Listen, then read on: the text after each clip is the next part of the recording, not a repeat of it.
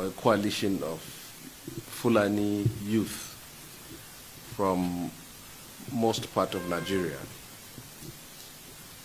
And I am privileged to host you for the courtesy call which you have paid to my office here. I have carefully listened to your presentations, your grievances, your anger, and your demands as far as young leaders of tomorrow from the Fulani ethnic nationality are concerned. And I think at this time in the history of our country, everyone deserves a listening ear with regards to how we can find a solution to the crisis, the conflict, and the violence that is threatening to engulf our country today. Our Fulani people have a very long and proud history.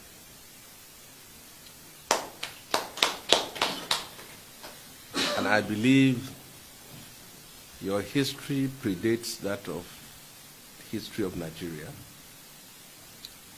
And when Fulani are mentioned, we are talking about a distinctive ethnic nationality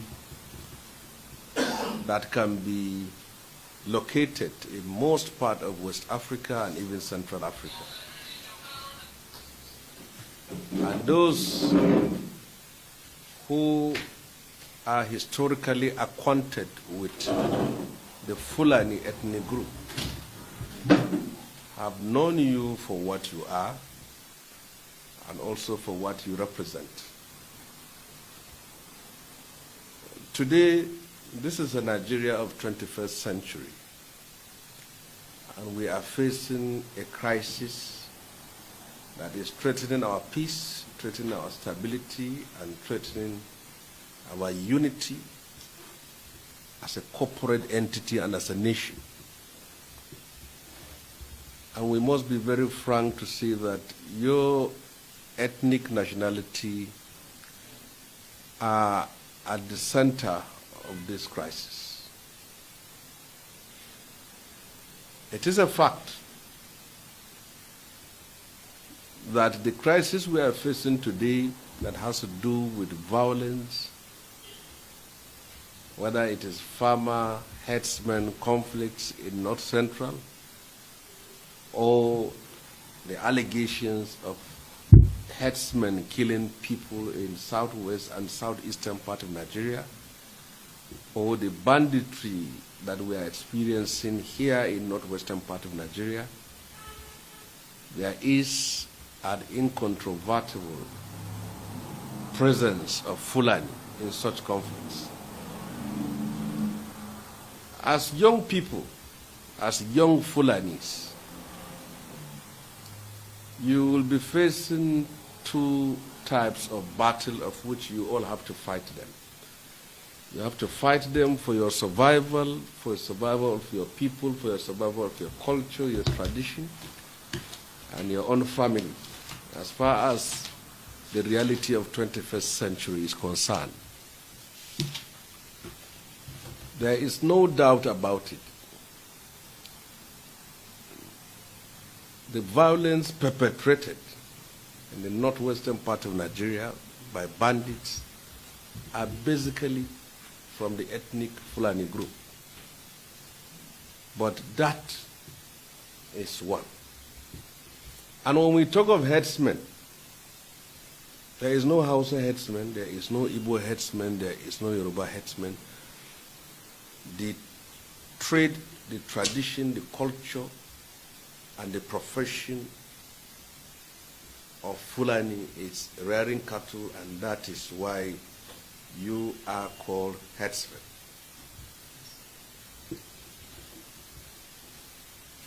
There are things that are wrongly ascribed to your own ethnic group. And there are things that are squarely and rightly ascribed to your own ethnic group, which I am also part of it. First of all, what is happening in the northwestern part of Nigeria? Bandits kidnapping people, extorting ransom, displacing thousands of people from their villages, raping women, making life hellish, intolerable to people, are done by bandits that are basically Fulanis. What is happening in the southwestern part of Nigeria? Whatever is being alleged to have been done by herdsmen are Fulanis. In the southeast, they are also Fulanis. But the problem we have is this. How do you ascribe the criminality of a few to a whole ethnic group? Because Fulanis as an ethnic group, it's wrong for people to see every Fulani as a criminal, every Fulani as a killer, every Fulani as a bandit or as a killer headsman. So you'll be fighting two battles. To fight members of your ethnic group who are engaged in acts of criminality, and also to fight a society that is profiling your ethnic group, trying to destroy it, trying to label it, trying to tag every Fulani man as a criminal because of the activities of an insignificant few. If you put the population of Fulani in Nigeria, we are talking of tens of millions, and the whole people who are committing this crime are less than 40 or 30,000. So how can such a criminal minority become the identity of a proud and peaceful majority? Nobody is going to fight this battle but yourselves. It is important for the world to know there are Fulani lawyers, there are Fulani doctors, there are Fulani professors, and that Fulani are not simply herdsmen and bandits. You are the one to tell your story. You are the one to speak out. You are the one to stand for yourself. And I'm very sorry to say, some of your leaders have been so consumed into politics. It's the point that they are finding it difficult to state the reality as it is. But do not be coward to stand for the law-abiding, peaceful, legitimate Fulanis who are carrying about their lawful duties as Nigerians, of which they are. It is not just peculiar to Nigeria, but in Senegal, in Mali, in Mauritania, in Burkina Faso, in Niger, the conflicts between herdsmen and farmers is simply becoming continental. The issues you have raised here are genuine. No Fulani man should be profiled because he's a Fulani man. No Fulani man should be criminalized because he's a Fulani man unless he has committed the crime. No Fulani man should be denied the right to live in any part of Nigeria as long as he's ready to live peacefully with any person. But it is natural when people constitute themselves into a gang of criminals, unleashing mayhem, abducting people, extorting ransom, burning houses and destroying farms, such people must bear the consequences of their action. I am happy that young Fulani people like you have all decided to break and stand on your own and speak for your people.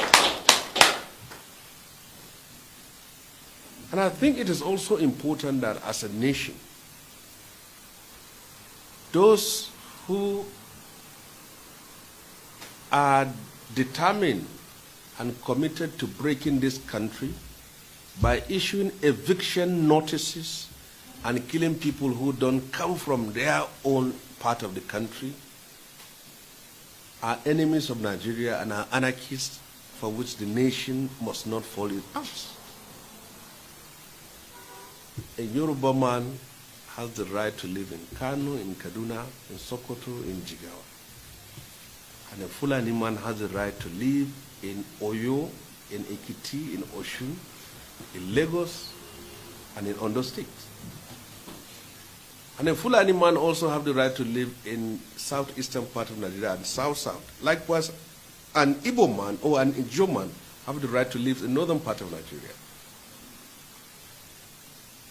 But you need to stand up to those elements who bears your ethnic identity but do not bear the identity of your character, your habit, of your history.